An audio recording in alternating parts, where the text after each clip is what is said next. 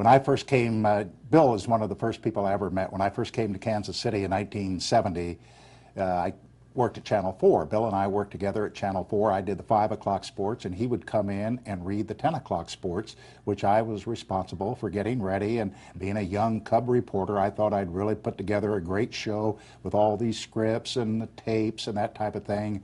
And the first day Bill came in, he took a look. He said, "What's all this?" I said, "These are your scripts tonight." He says, "Oh, no, I don't use scripts. I ad-lib." And I said, "Bill, you don't understand. You've got to use a script because they got to know when to roll the stories and that type of thing." He said, "I don't want any tape in my show. I'm going to talk for 3 minutes. When they get tired of me, they can just fade to black." And that was Bill Grigsby, one of the great storytellers I've ever seen in all my years here in Kansas City.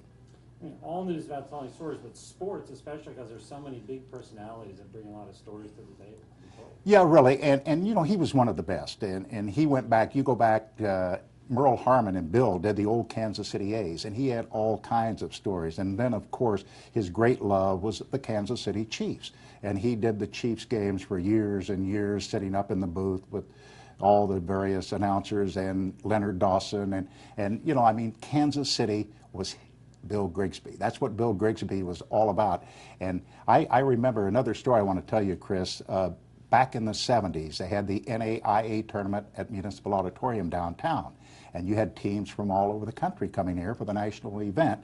And many of the teams could not afford to bring radio TV people, that type of thing. They couldn't afford to bring radio people, so let me start that again. NAIA, back in the 70s, Bill put together the NAIA radio network, and I got to do some of the games, and they would go to the out-of-town teams, like different stations in California and that type of thing. And I was pretty critical of one player, I'll never forget, and one team that wasn't doing very well. And we got to the break, the commercial break, and Bill said, look, this is radio. People can't see. They can't tell this team is bad. I said, "Bill, but this team's down by 25 points. He says, "Just don't give the score so often." So that was Bill Grigsby, the most positive person I've ever seen. And Bill didn't get shorted in life. He really didn't. I mean, he lived every day to the fullest. Bill Grigsby, one of the great people in Kansas City. It's hard, even if you don't care about the Chiefs, it's hard not to know about him and know what all he's done for the city. He has, and in every walk of life. I mean, he always made himself available. I remember him telling me, you know, when he was in his 70s and early 80s, that he just couldn't say no to anything. I mean, the guy never stopped. He was on the go. Everybody knew Bill Grigsby.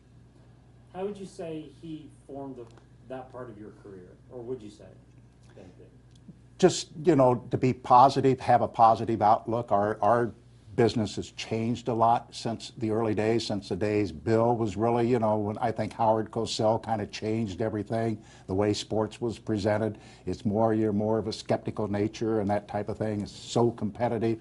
But Bill was just one of those positive guys, one of the rare breed. I mean, not everybody could do what Bill Grigsby did, believe me.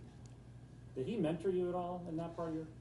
Just watching him perform and watching him, I would listen to him speak and how he would just hold the attention of an audience. He would have them in the grasp of his hand. I mean, the man was a fabulous storyteller, and he had a way of relating to everyday life that I've never seen before. Jim and I were talking about, and you two were talking about, you know, the passing of an era. You know, Len Dawson, Stram, Bill, and so on. Is this the passing of like a golden age, you think, or just one generation to another? Well, I think because our championship people are all leaving. I mean, we remember the Chiefs as the Super Bowl winners. We remember the Royals and Mr. Kaufman is winning the World Series. And our teams haven't done very well collectively for the last 15, 20 years, that type of thing. So I think a lot of the personalities are now leaving us. And they're like the old team, the George Bretts and the people that played for the same franchise over and over. This day and age, the television industry, the sports industry, you look at major league teams, players come and go. They come and go with a great deal of regularity. So you don't have the icons. You don't have the people like the Bill Grigsbys and the Hank Strams and the Leonard Dawsons and that type of thing, because they move on to bigger and better things, whatever they chose to do in their life. When was the last time you saw him? Do you remember? I saw Bill about a month ago. I ran into him in Parkville, and I knew he wasn't doing very well, but he was Bill Grigsby. Just positive as ever, said, "I've had a little setback. I'm going to fight it. I'm going to see what I can do with it. But that's who he was, and that's how I will always remember him. Yeah, anyone who lives to that age, it's something to celebrate. You bet. And as I said, he didn't miss a day in life. He really didn't. He lived this life to its fullest, and he had a wonderful family with Fran and his kids and everything else, and he will be sorely missed.